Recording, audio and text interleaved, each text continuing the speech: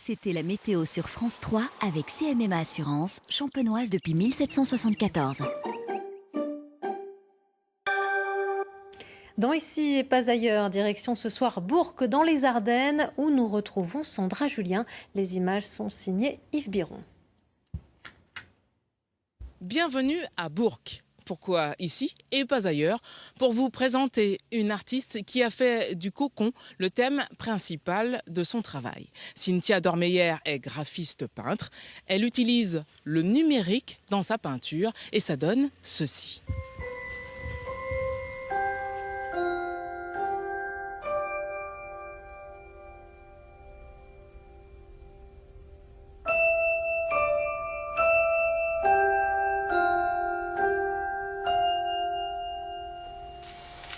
Cynthia vient d'entamer l'une de ses dernières œuvres autour du cocon.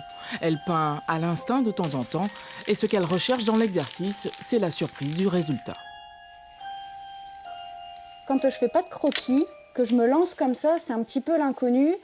On sait pas trop ce qui va se passer. Enfin, je vais peut-être paraître folle, mais c'est un peu un dialogue qui se crée entre la toile et puis ce qui se passe là-dedans en fait.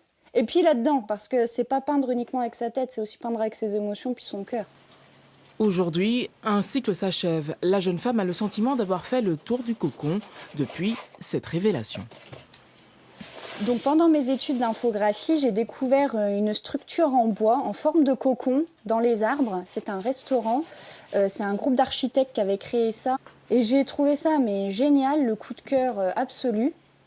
Et je suis partie de là. J'ai fait une peinture comme ça, avec cette idée de cocon, puis 2, puis 3. Petit à petit, ma sphère a pris de plus en plus de place parce qu'au début, elle était toute petite sur la première toile. Ça ressemblait vraiment au cocon, l'architecture que j'avais découverte. Et petit à petit, ça a pris de la place. Ça a pris aussi une autre signification. Lorsque Cynthia s'est intéressée à ce cocon en bois perché sur son arbre, elle a spontanément orchestré un mariage entre ces deux univers, le numérique et la peinture, ce qui évidemment aiguise la curiosité. J'ai déjà eu la remarque plusieurs fois c'est numérique, mais c'est pas vous. C'est pas vous qui l'avez fait. Mais si, justement, là, vous voyez, là, c'est moi qui le fais. Sauf que là, c'est pas une toile, c'est une tablette graphique. Et mon support, c'est l'écran. Je pense qu'au contraire, c'est un outil qui me permet d'avoir une richesse graphique en plus dans mon travail. Le but, c'est pas d'imprimer puis de refaire par-dessus. Parce que si c'était ce but-là, je l'aurais directement fait sur toile. J'aurais pas trouvé l'intérêt de repasser simplement par-dessus. Le but, c'est d'ajouter une valeur, en fait, à ça. Le numérique me permet de faire des choses que le travail pictural ne me permet pas de faire et vice-versa. Et c'est pour ça que lorsque j'imprime sur toile, par exemple, là, j'ai des fils qui sont fort fins. Je peux jouer avec les opacités assez facilement avec le numérique et pas avec le pictural. Donc ça, par exemple, je vais le laisser. Et si je viens retravailler sur ma toile, je vais apporter par exemple des fils qui vont être plus épais, qui vont sembler être en avant-plan, donc créer un espace 3D, si on peut dire, créer en tout cas de l'espace. Cynthia est une jeune artiste en quête de notoriété. Elle a d'abord tenté sa chance dans les Ardennes et puis elle est venue à Reims toucher un nouveau public. C'est ça, oui, c'est ça. Cynthia s'est offert la collaboration d'une entreprise de design de carreaux de cuisine et de salle de bain pour exposer ses œuvres. Et vous le verrez, il n'y a pas de place pour le hasard dans ce genre d'exposition. J'ai mis une touche de noir pour rappeler la salle de bain, blanc. Là, comme ça, il vous plaît ou pas? Il est joli, mais alors par contre... Pas ici. Le problème, c'est qu'ici, il y a quand même une structure béton qui était intéressante à conserver. Vanessa me disait peut-être dans la baignoire. On peut peut-être tenter ça comme ça, alors. Cynthia a été présentée à moi par ma décoratrice d'intérieur et j'ai regardé ce qu'elle faisait, des choses qui me plaisaient. Il y avait des teintes qui ne me convenaient pas totalement. On a travaillé ensemble. Elle dit, j'ai des teintes peut-être qui pourraient vous intéresser. Et à partir de là, j'ai voulu travailler avec elle parce que ça nous semblait vraiment en harmonie totale. À quelques jours du vernissage, Cynthia réfléchit aux meilleurs emplacements pour ses tableaux. Elle joue d'ailleurs la carte de la mise en scène jusqu'au bout. J'occupe pas un espace vide que j'aménage. C'est déjà un espace aménagé auquel je m'adapte.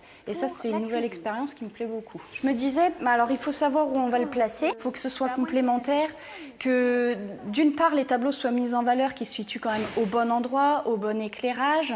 Et d'un autre côté, c'est aussi une façon de mettre en valeur les différentes mises en scène de cuisine, de carrelage, de salle de bain, de dressing. C'est pas évident dans le sens où il faut que ça se complète. Il faut que les deux aillent ensemble. Ils ont décidé de vous en mettre plein les yeux dans cette exposition permanente. Venez et laissez-vous guider par votre curiosité. À très bientôt, ailleurs, en Champagne-Ardenne. Merci Sandra, à très bientôt. Et avant de refermer ce journal, je vous rappelle ces nombreux dégâts occasionnés lors de la manifestation des agriculteurs hier à Châlons en Champagne. Plusieurs dizaines d'agents municipaux et départementaux ont été mobilisés dès hier soir pour nettoyer les rues de la ville. Qu'on en soit effectivement vider des fosses à purin dans la salle du Conseil général, je ne vois pas le lien et je ne vois pas l'utilité de tout ce type de micro-débordement. Je suis convaincu que quand on est plus raisonnable, on est beaucoup plus efficace. Vive émotion encore ce matin à Rethel après le décès accidentel hier d'un petit garçon de 3 ans dans une cour d'école. Les enfants ont repris le chemin de l'école ce matin avec leurs familles, des familles qui ont pu bénéficier d'une cellule psychologique. Le rappeur multimillionnaire Jay-Z, compagnon de la chanteuse Beyoncé, s'est fait plaisir. Il possède désormais les droits d'utilisation et de commercialisation de la marque de champagne Armand de Brignac, dont les bouteilles métallisées estampillées avec un as de pique sont produites dans le petit village marnais de Chigny-les-Roses. Voilà, l'information continue dans le 19-20 avec dans un instant la météo suivie du journal de la rédaction nationale. Prochain rendez-vous d'information en Champagne-Ardenne, c'est dans le Grand Soir 3 demain matin à partir de 9h50. Vous retrouverez Valérie Alexandre pour Champagne-Ardenne matin. Très belle soirée sur France 3. Au revoir à tous. Retrouvez toute votre actualité régionale sur l'application France 3 Régions.